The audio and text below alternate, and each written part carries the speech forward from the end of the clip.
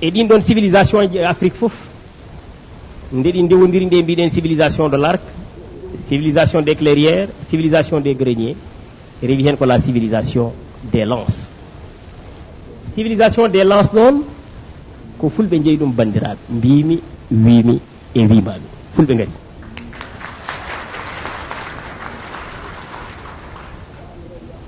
won gando goto ne wiye André Niamba, ambo jamma ganda la civilisation des lances, oui, caractérisée par les peurs, la fierté, la confiance en soi, le mépris tranquille de l'autre, le respect de la parole donnée. Non, so firtama o wi pullo ko kooliɗo hoore mum ɗo dari fof mbimi jomum ko kooliɗo hoore mum heewi ɗo neɗɗo hawre goto e meɗen wiya ɗum ine heewi titara walla ine wayni walla ne wayni ala ko hen jibidina.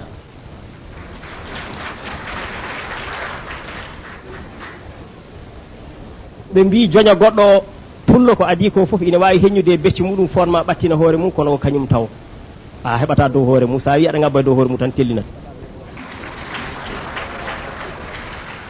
ɓe mbi kamɓe kala ko ɓe mbi ganduɗa yalte ɗemɗe ɗe ɓe kaali hen goto fof konngol mum ko paso mum, kala ko haali ruttata ko hen caggal tawde felliti haali tuuti hanti ñamdata. so ƴewama noon e nder leydi Sénégal mbiɗen de ko ɗo fulɓe ngari la civilisation des lances, kono noon ko fulɓe tan de jontida e on ɗon civilisation leñol gongol e nder leydi Sénégal yontidaka taw e nder civilisation africaine e ɗiɗo civilisation ngaji ɗi kalten fof. sabu caggal oɗo civilisation rewi hen tan ko la civilisation industrielle, woni yimɓe gonti hanti woodaɓe ɓe natti wasaɓe, bindol ari, ndiyam wawi ganduɗa hentede hutore, yimɓe mbawi hutorade ganduɗa kaɓirɗe, mbawi hutorade jamdi, mbawi hutorade jaygol eko way noon eko way noon, ha noon laaɗe diwoje mbatti diwde walla mobilaji mbatti ganduɗa yaade walla laaɗe ndiyam mbatti haytude. kono ɗiɗo civilisation ngaji e nder Afrique fof ɗi kalɗen ala leñol gongol konngol e nder jogli Sénégal, konngol e nder jogli Sénégal bawgol wiide min e nder civilisation ngaji teskaɗi ɗi e nder Afrique min de kay oɗo civilisation jiɗɗumi kay nder maɓɓe jeeyami, ala. ƴeewe e nder ɗemɗe ara e nder Afrique ujunnaji limtinɗi, ujunnaji limtinɗi, ɗin ujunnaji so ƴeewama ɗemɗe e nder Afrique heftini hen ko wiyete les langues véhiculaires à l'échelle du continent, ɗemɗe ɗe ganduɗa ko ɓurɗe wawde haalede e nder dongre Afrique nde mum 53 leydi leyɗele kettuɗe ndimagu mumen, teska hen ko ɗemɗe ganduɗa jeegom.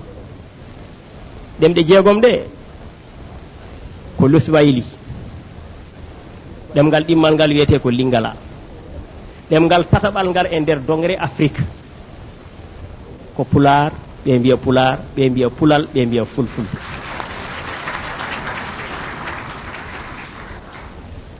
won wiyoɓe mi haaldi e gando goto kanko woni oɗo saaha secrétaire général de l'AMARC, association mondiale des radiodiffuseurs communautaires,